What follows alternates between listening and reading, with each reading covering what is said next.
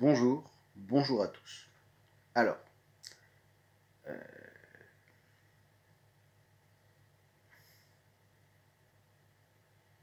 des fois, quand je lance une vidéo, quand j'ouvre la caméra, je me dis, hey, est-ce que je ferais pas une autre intro?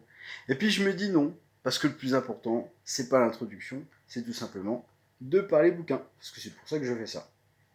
Voilà. Donc, actuellement, je suis en train de reprendre des séries que j'avais commencé, par exemple, des séries dont j'avais lu le tome 1, mais j'avais pas lu la suite, où je me disais tout simplement, je le ferai plus tard, et plus tard ne vient pas. Trop tard, peut-être, quoique, tant qu'on le fait, on est bon. Donc, j'ai repris ma lecture de Sanctuary avec au scénario Shofu Mimura. Donc, si je me trompe pas, évidemment, je préfère dire on ne sait pas, on vérifiera après plutôt que d'être sûr et de se planter.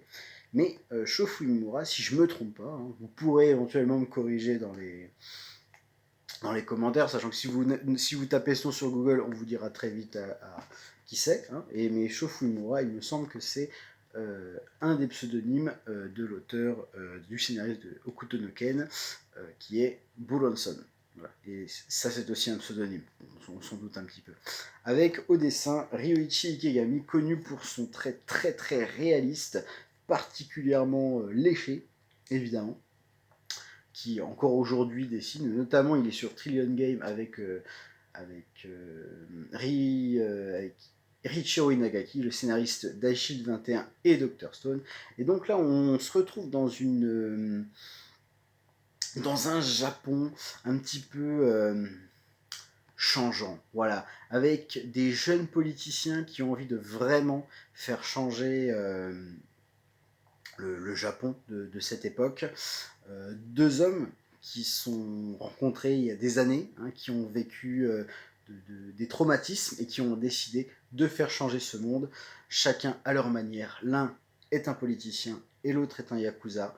Donc on se retrouve avec de l'action, beaucoup d'action évidemment, des jeux de pouvoir, des trahisons, un vrai thriller.